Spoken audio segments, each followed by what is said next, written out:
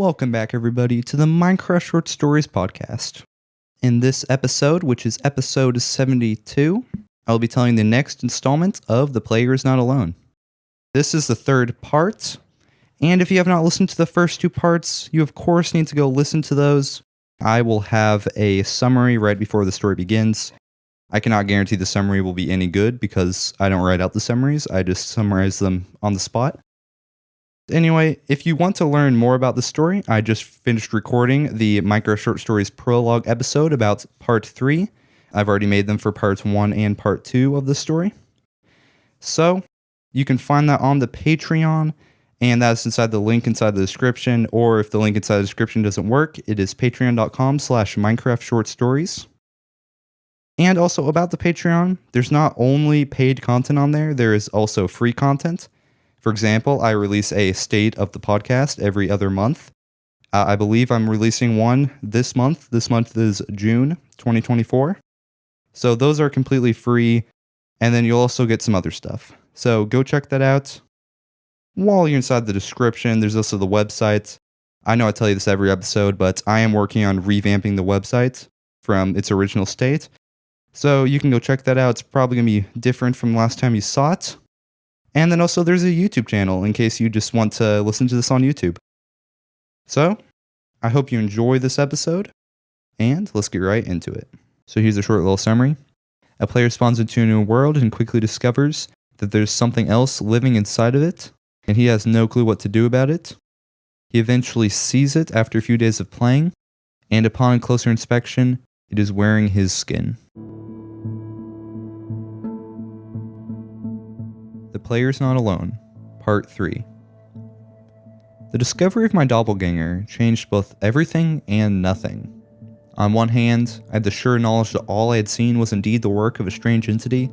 On the other hand, this creature was still inside my world, and I didn't know any way to stop it. Not only was this world unstable, it was also haunted. This is crazy, I thought. This wasn't some run-of-the-mill creature that had stumbled or broken into my world. This is a creature that could think, interact with the environment, and apparently don the skin of the player it chose to terrorize. In all of my experiences in Minecraft, and reading other players' tales, I never heard of anything so strange, so smart, so uncanny. Leaning close to my monitor, I studied the motionless face and inspected it pixel by pixel. There was no doubt about it. This figure wore the same skin I'd created almost 5 years ago. I'd created the skin when I was 8, and there's no way anyone else could have a copy of it. I didn't know anything about coding games, but I guessed that maybe this entity had gotten the skin file from Minecraft's folder, which meant it could access my folders, which meant it could access my computer.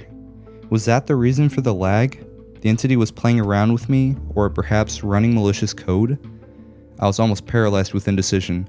Should I delete Minecraft from my computer, or did even that not stop it? Doing nothing wasn't an option.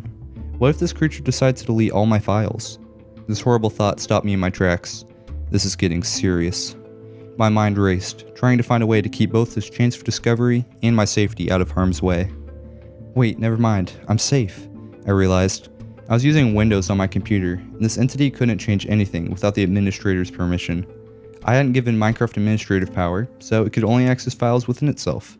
That would explain how the entity had got my skin. With that pressure off my mind, I switched to the next train of thought. And that was that I didn't know what to call this thing. I was attempting to categorize it, now that I knew it existed, to try and bring some understanding to the situation. This thing then appeared to be another player. I had no definite proof, but it didn't seem very likely. And just calling it thing or creature didn't sound right.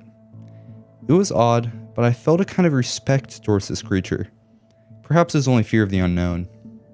The only explanation I couldn't rule out for this creature's existence was that this was some kind of ghost, haunting my Minecraft game. On the assumption that this was a ghost, I decided to call it Ghost. After that satisfactory answer, I opened up Minecraft and rejoined my world. I'd want to be all studious and prepared, which involved composing a plan before jumping back into the world, but it all seemed too pressing to wait. I was also quite excited. Just as Minecraft loaded in, my mom tapped me on the shoulder. My time for video games was over. It was hard to believe, it had only been 2 hours. After waking up in the morning, going through a long school day, and returning home, Minecraft was once more inside my grasp. My excitement about the world had somewhat mellowed. After sleeping on it, the situation seemed a little out of my control. I was still excited to get back to playing, but not as much as I had been. I had reasoned out any danger Ghost posed. The world loaded normally, and I was soon sprinting through the Minecraft woods. Since yesterday, nothing appeared to have changed, so I left the ruined forest. I looked down at my list on my desk. With the pressure of Ghost now being able to interact with me, now that I was in his domain, previously known as my world, I realized I had forgotten the most obvious addition to the second point.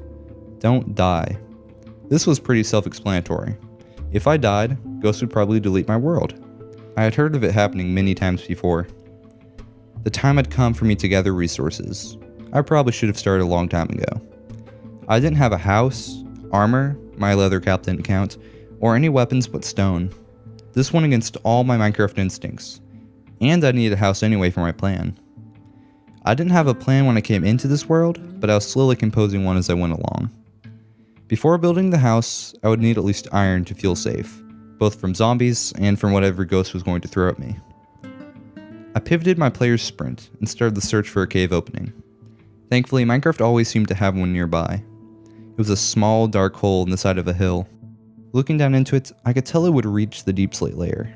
An experienced Minecraft player like myself could just sense these sort of things. I crafted a half stack of torches and jumped into the darkness. I landed on the stone and immediately set a torch in front of me. The yellow light lit up the narrow cavern. It sloped harshly downwards, and I walked quickly down the incline. Zombies and skeletons hadn't had time to spawn yet, so I was safe momentarily. I needed to make the most of my window of opportunity. I still had some chicken and a lot of wood, so hunger and darkness wouldn't find me for a while. Caving was all about resource management. I continued along the passage, placing torches regularly until I came upon a cavern. It was small, with the notable features of two medium-sized cave openings branching off into the depths. Waiting for me in the cavern was a zombie. I quickly placed a torch down, and then went on the offensive. I didn't have a shield, so defensive wasn't an option. The zombie walked up to me slowly, arms spread wide, and I greeted him with a whack, courtesy of my stone sword. The zombie grunted and was knocked backwards, flashing red. I decided to flex my Minecraft skills and exchanged the sword for an axe. I waited for the zombie to traipse into the right spot, and then jumped. The zombie looked up at me in the air, and I could see fear in its eyes. Pulling off a spin, I furnished the zombie with a critical blow to its rotting head. I still got it, I thought, while triumphantly finishing the undead with one more hit. I took the leftmost tunnel offshoot. It led me to two dead ends, one being the end of the tunnel and the other being a skeleton. Dealing with skeletons was remarkably similar to zombies, though their mode of dealing damage was more aggravating, but less aggressive. All I had to do was move fast and occasionally avoid the arrows. The fight was soon over. Backtracking to the cavern, I took the rightmost opening this time, and it led me to greater depths. The tunnel went on for a way, and I had to meet the challenge of a few more zombies, but eventually, I reached the lights at the end of the tunnel. In my case, it was glowberries. I'd found a lush cave. With its high ceiling and signature moss sprawled throughout multiple caverns, it certainly differentiated itself from the rest of the underground.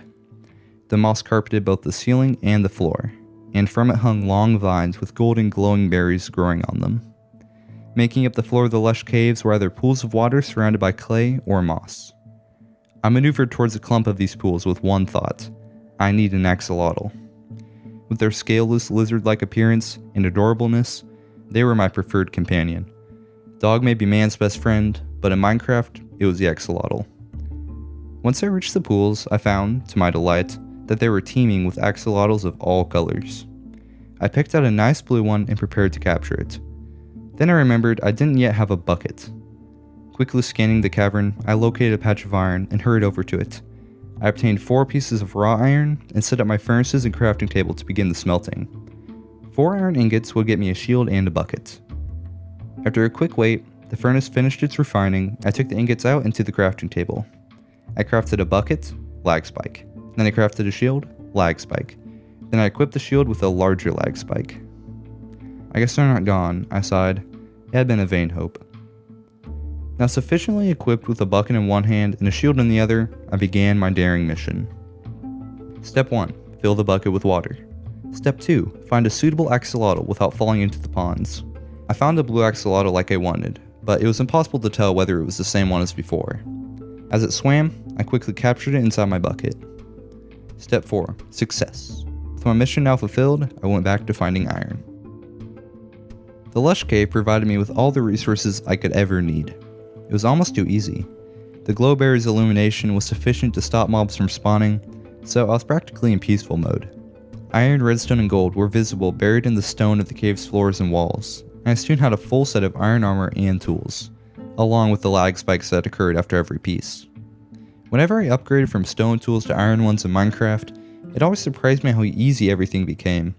Trees' logs no longer took 30 seconds to mine, and mobs seemed to no longer be able to threaten me. A couple of spiders had been hiding in a dark corner, and I was able to test my new iron sword on them. With the spider's string and some sticks, I crafted a bow. I weighed out the resulting frame drop and know that it took slightly longer than usual to subside. I was still attempting to find an explanation for Minecraft's sudden, yet pointed, lagging. Now that I was progressing quickly in Minecraft, the slowdowns were getting so frequent I almost didn't notice them. Almost. I crafted arrows from some flint I had scavenged, and started to hone my archery skills. In most video games, I was a melee heavy player, so using a ranged mode of damage took some getting used to. I had enough flint for 3/4 a stack of arrows, around 45, so I had some room to practice. I pinpointed a gold ore block on the cavern's opposite wall and began trying to sink one of my arrows into it. Oh no. I probably should have realized that something as important as shooting wooden projectiles at high speed would provoke Ghost. In a handful of seconds, the lag disappeared like it had never occurred, and I returned to firing out the gold ore.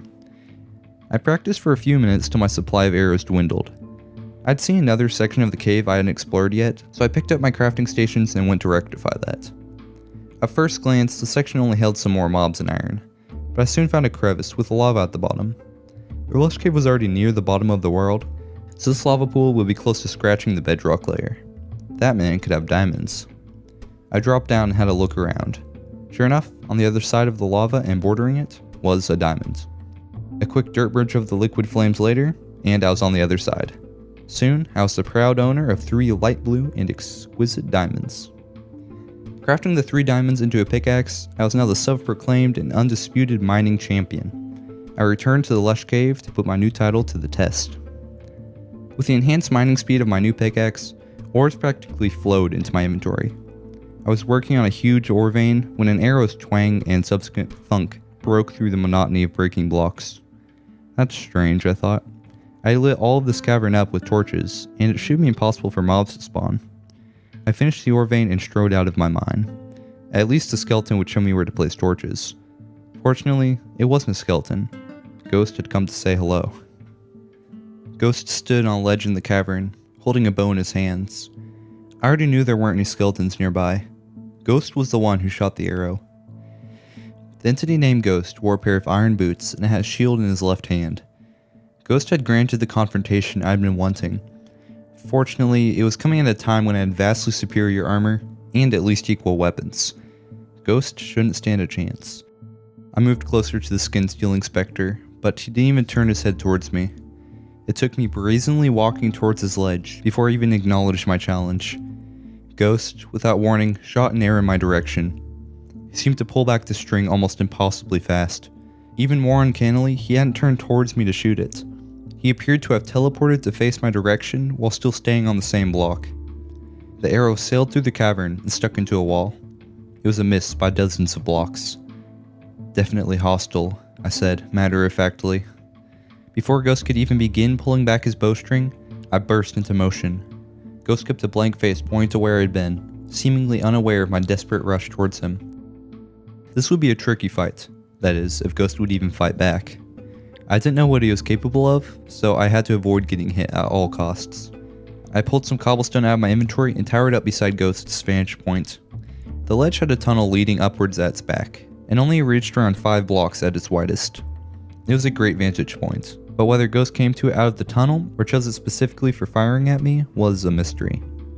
I walked up beside Ghost cautiously, but he stood as if struck dumb, seemingly unwilling to make eye contact. I thought grimly, let's see if my sword's edge can wake him. I had debated for a while beforehand, the process of mining ores left much time for thought, whether to provoke Ghost. I saw 2 options. I could find Ghost before he found me and observe him, or I could face him head on and see what happened. Ghost forced me to choose the latter option. Right as I landed on Ghost with my signature spin move, he teleported to face me. He got a face full of sword, and I got a screen full of lag. I was stuck in midair with my sword outstretched. Ghost was also experiencing a slowdown and was stuck in the air. He was still flashing bright red from my attack. Suddenly detached from the game, I thought, this is quite educational. Not only was Ghost able to take damage, but he was also affected by the lag. Did that mean it wasn't his doing? Slowly, as the frames ticked by, I was inching closer to the floor under gravity's inescapable hold. Ghost was as well. Just before the lag ceased, Ghost did the scariest and most anxiety-inducing action he could have done. He switched from his bow to his iron sword. Oh no, I thought, and then the game unfroze. Before I could even think of moving, Ghost was there almost instantaneously. Without mercy, he hacked away at my character with his iron blade. I panicked. The fate of imminent death and deletion was now before me. My health was down to 2 hearts. The only action left to me was to flee. Ghost struck me harshly with his sword, and I was knocked away from him, dangerously close to the ledge. Seeing my opportunity, I attempted my escape. Fortunately, I realized what I was about to do before I did it. I had created a tower rather than a staircase, so my fall to the floor below would have certainly taken away my remaining hearts. Ghost punished my indecision with another whack of his blade. I threw caution to the wind and sprinted as fast as I could into the tunnel at the ledge's rear. I had never gone down this one before, so I didn't know if it led to the outside or another cave. Whichever it was better than dying at the hands of a strange entity. I sprinted up the cave, but didn't even get a dozen steps before Ghost was with me again.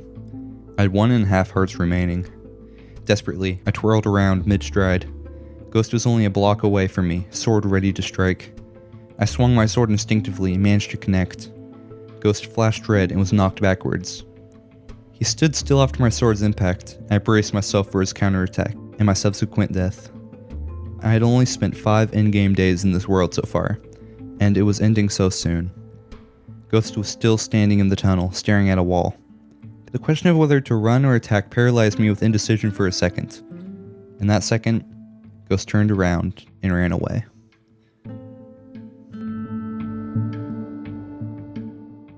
Thank you all for listening. This has been part 3 of The Player Is Not Alone. This is maybe the longest story I've ever written and then read on the podcast. The Endless Journey, which is, I forget which episode, you'll have to go find that. It's just called The Endless Journey. Is 3,000 words. This may be more than 3,000 words. So this has been a long one. The current time, the recording says 25, but obviously I'm going to have to edit out all the times I made a mistake. So it's probably going to be more like, 15, 17 minutes. Anyway, that's really long. I had to take a break in between because I was reading so much. So anyway, hope you enjoyed this episode. I hope to see you at the prologue episode. And I'll see you guys inside the next episode.